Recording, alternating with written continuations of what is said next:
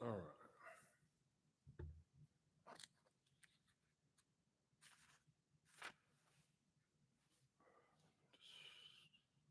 Put this on.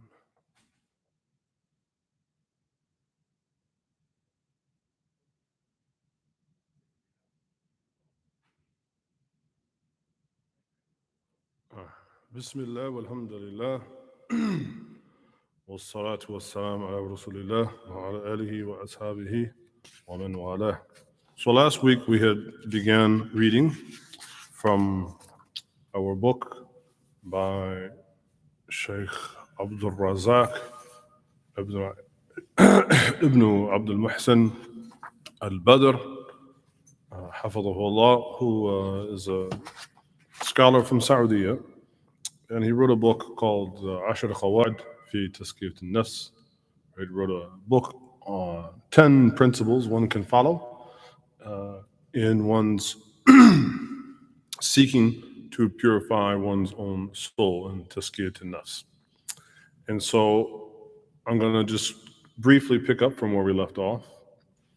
And we'll read every time, right? We're going to read maybe just like a page or so, not very long, because I want this, it's between Maghrib and Isha, just right after the iftar that we do every Thursday.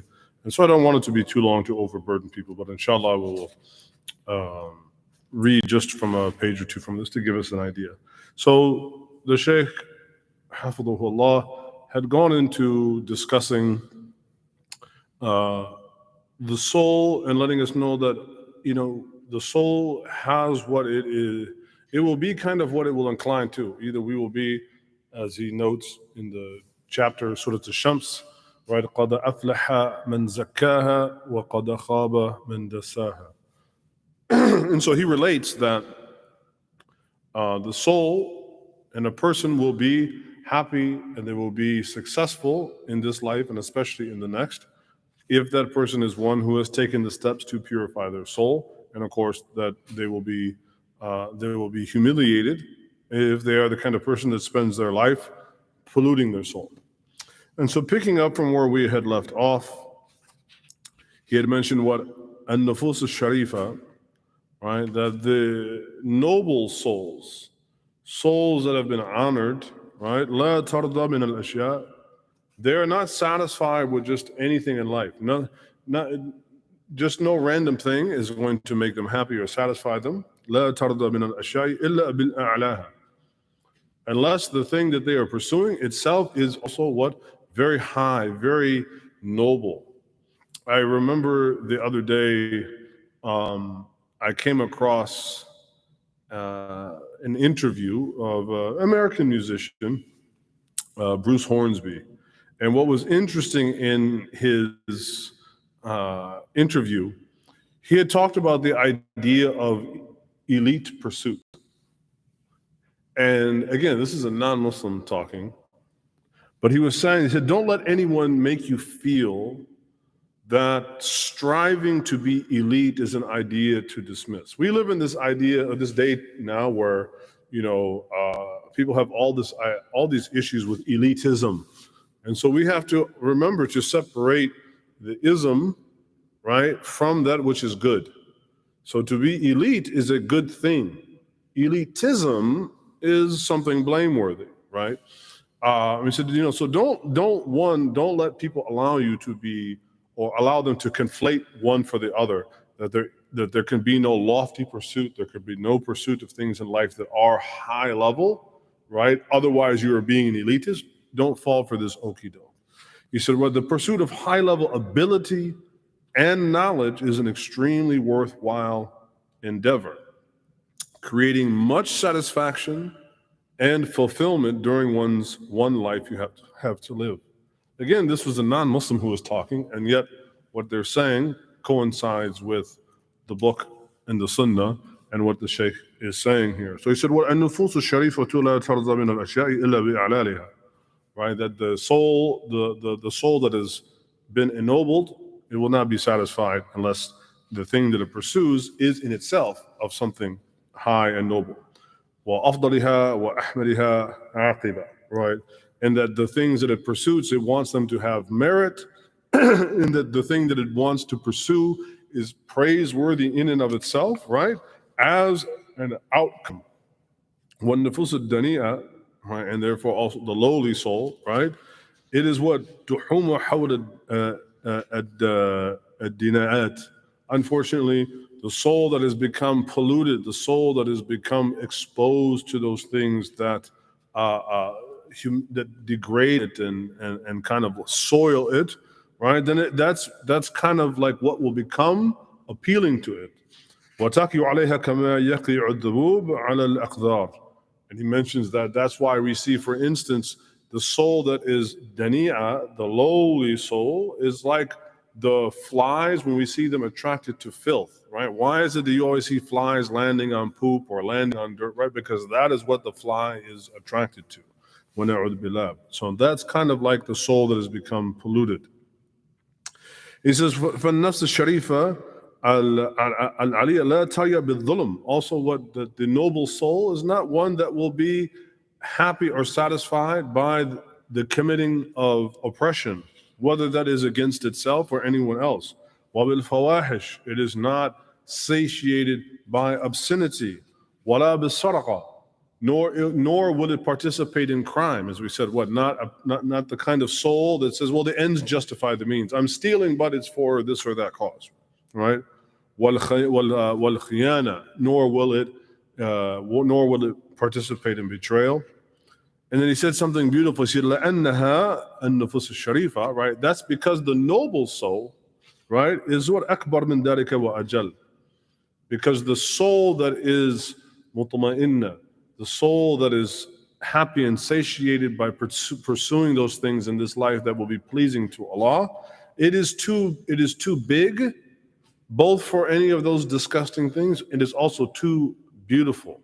So it's important to remember for ourselves. Again, there's a difference between elite and elitism.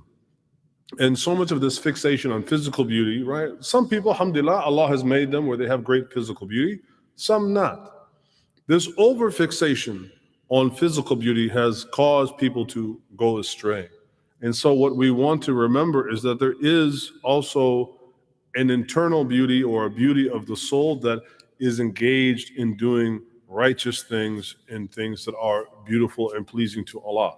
And so to remember that if we want to really be beautified, right? Yes, some of us, especially while we're young, may possess more physical beauty than some others.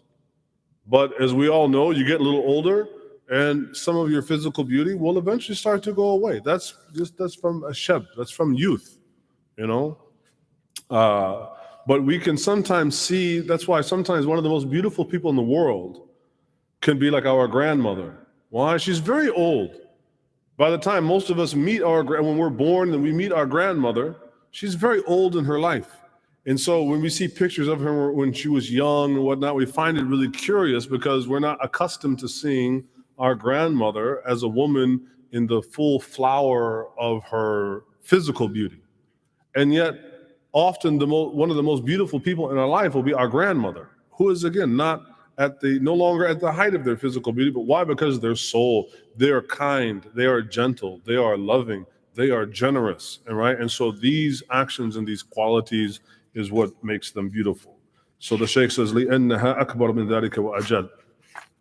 Continuing for today, then it talks about النَّفْسُ الْمَهِينَةِ, right? This soul that will be humiliated on the day of judgment.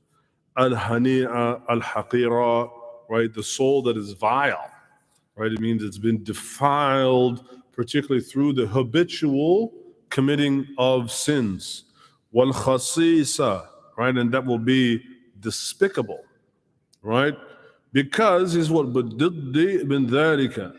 because it has been in the pursuit of the very opposite of all those things that we talked about, right, the noble soul. فَكُلُّ نَفْسٍ تَمِيلُ إِلَى مَا يُنَاسِبُهَا وَيُشَارِكُ لَهَا. Right? That's because, right, every soul, good and bad, and this gives us an insight into how do we purify our souls. Every soul, كُلُّ نَفْسٍ تَمِيلُ إِلَى يُنَاسِبُهَا. Every soul will seek to harmonize itself with what it desires. Every soul will seek to correspond and kind of become in harmony with whatever it is that it desires. So if it desires good, if it desires true beauty, if it desires righteousness, if it desires humility, if it desires obedience to Allah and His Messenger sallallahu alaihi wasallam, then that is what will bring it into harmony, right? That's what it will come into congruence with. But if the soul has other appetites and it's allowed to indulge in those appetites, then that is what is going to seek out. And as he says, وَيُشَاكِرُهَا. And that also, that is going to be that's also what is going to come to resemble. And so as we talked about last time, a lot of what we do is habits, right? Habits. ولما كانت تزكية النفس بهذه الأهمية وجب على كل مسلم ناصح لنفسه أن يعنى بها عناية فائقة. And so he says that therefore in the pursuit of this purification of the nafs, it is extremely important to know that this is something required for every Muslim to also to be a nasih, right? We love to give other people advice. You know, you should do this. That shirt doesn't look good on you. Brother, this is halal. Sister, this is haram. Well, we love to give others advice, right?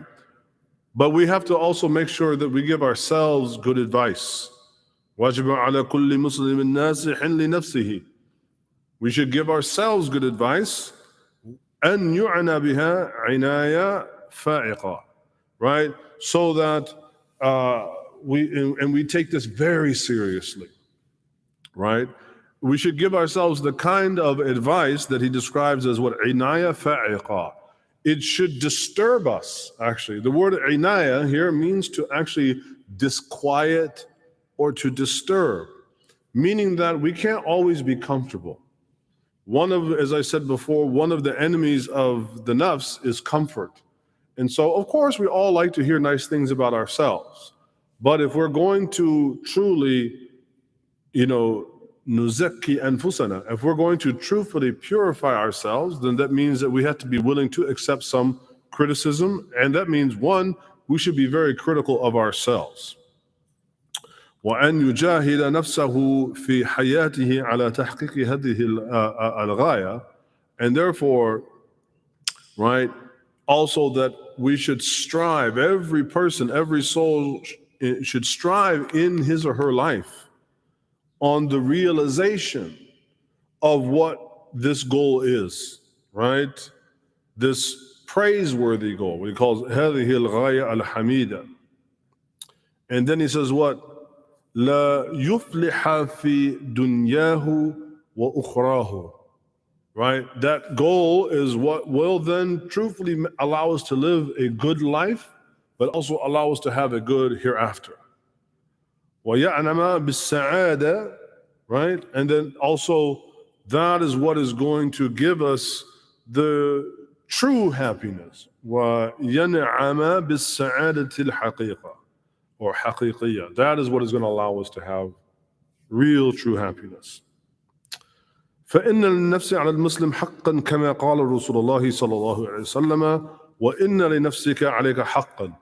And so then he goes to tell us that the Prophet صلى الله عليه وسلم has spoken on this very topic itself and has said that عليه الصلاة والسلام, right, every soul has a obligation and a right upon it. One of those is obviously what? To purify it. ويخطئ من يظن أن حق النفس يكون بالتشديد عليها وحرمانها من حقوقها التي فطر الله النفوس على الاحتياج إليها. And so then he goes on to say, it's one thing to talk about this in kind of an abstract way, but we should not think that purifying the soul is merely just being tough, right? There are some people that they mistake having a very gruff or very tough exterior or demeanor is tazkiyat an-nafs. At the same time, we have to avoid extremes in comfort. كما يخطئ من ظن أن حق النفس يكون بالتفريط right? And so likewise, don't be like the kind of person that makes a mistake and thinks that the right that is due upon the soul to purify it, right? That is going to right. We don't want to go to extremes, right? People think, like some people, they will go in between extremes. On one extreme, they don't pray or they fall off from their daily prayer. They don't make dua. They don't make a lot of dhikr or adhkar. They don't do a lot of that. And then they go the opposite.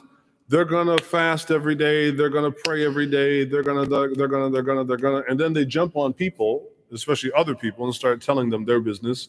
You should do this. You shouldn't do that, right? And then they lapse again, and they're not praying regularly. They're not fasting. They're not, right? And so he's saying that don't think.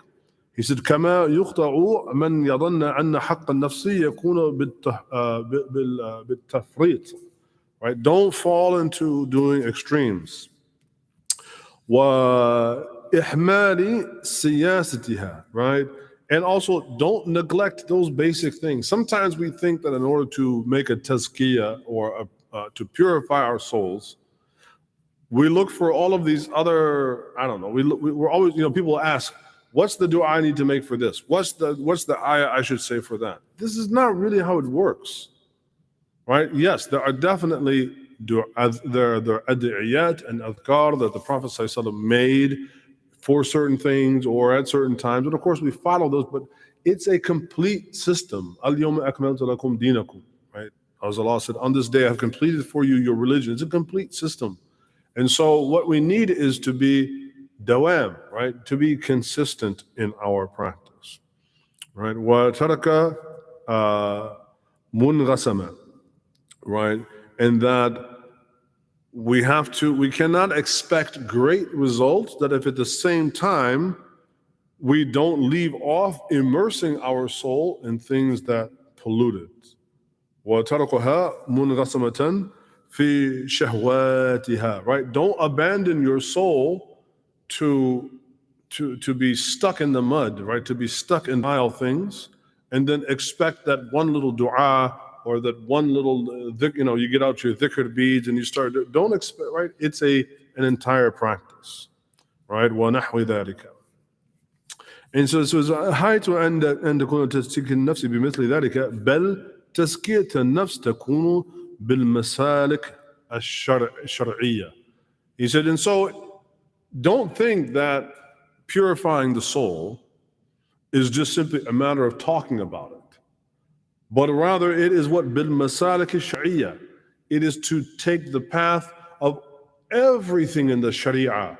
What is the Sharia? People today have the idea of Sharia is the al-Qanun, like the laws that have been written by the ulama over the years, and that's a part of Sharia. That's the lower level. Like the foundation of Sharia is what? Ahkam Allah, the rules that Allah has said, and also what was, لَقَدْ كَانَ لَكُمْ فِي رَسُولِ اللَّهِ أُسْوَةٌ حَسَنَةٌ.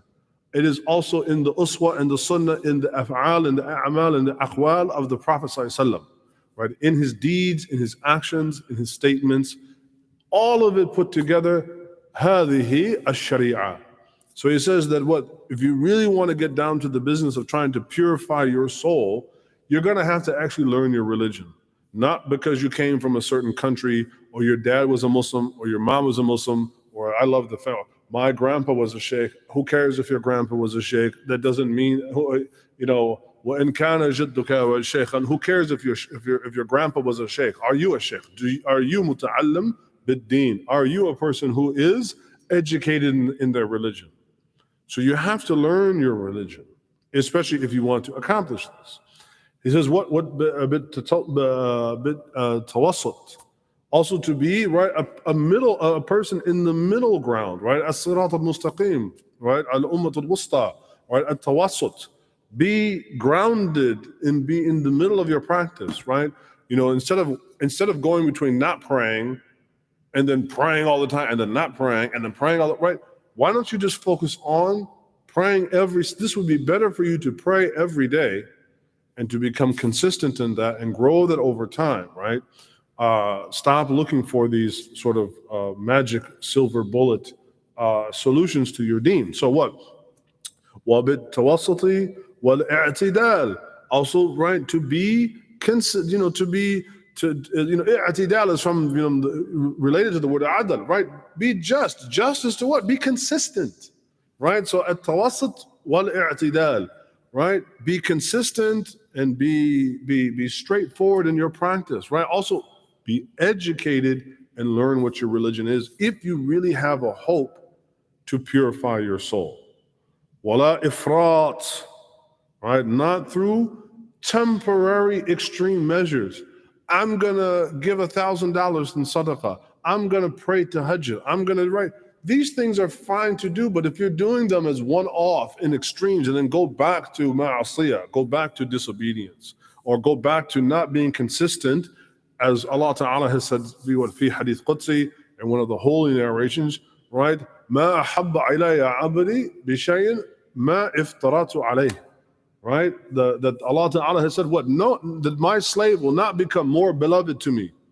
Right? One of my worshipers, male or female, they will not become more beloved to me than doing and establishing ma iftaratu alayhi, other than what I have made fard, right? Mandatory upon them. And what's mandatory? We have to pray every day, right? We have to fast in Ramadan. We have to what? We have to have what? Hifd al-lisan. We have to preserve our tongue from what? Al-ghiba wal-namima, right? Backbiting about people and spreading false news and on and on and on, right? Ha'ulai al-Islam, right? This is what Islam is. So he says what?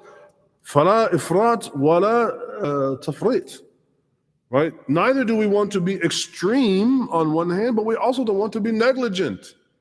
And it's interesting, both of these words, right? Ifrat and tafrit, they share the same jazr, right? They share the same root word.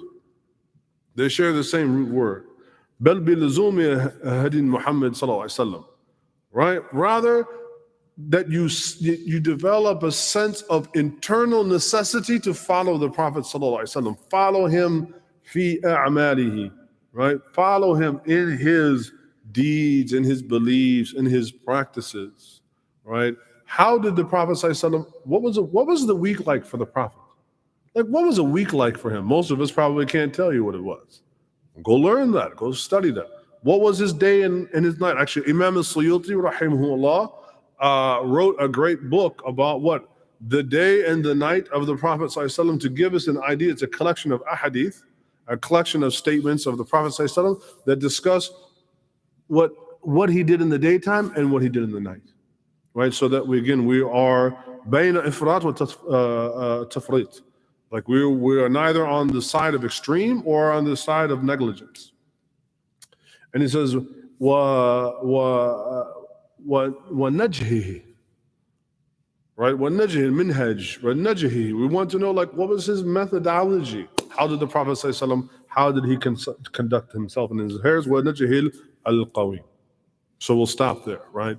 And so this is something extremely important for us to take seriously, is to become educated in our religion, not rely upon what we learned, 5, 10, 20, 50 years ago in our village or in one halaqah that we happen to attend, right? But actually spend time every day studying something small.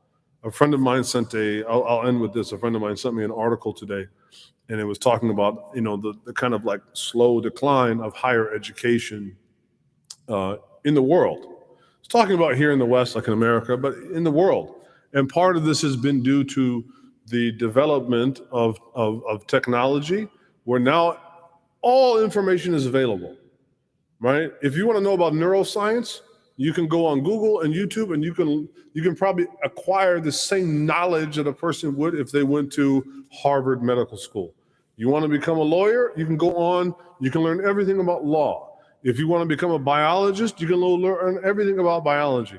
And similarly, in the religious context, if you really wanted to know your religion, if you wanted to know the fiqh, the aqidah, if you wanted to know the usul, if you wanted to know the tafsir, if you wanted to know all these things, YouTube is spilling over with ilm.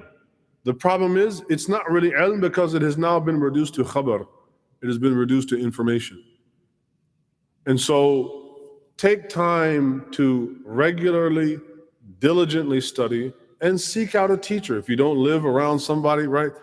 There are people that teach Islam online, right? Really, in this day and age, there really is absolutely no excuse for any Muslim to be ignorant and not moderately well educated about their religion. There is absolutely no excuse with how much we have available. And so I give this as an encouragement to myself and to you to take this seriously so that inshallah we'll be min al-nufus al-sharifa. نسأل الله أن يجعلنا من النفوس الشريفة النفوس المطمئنة.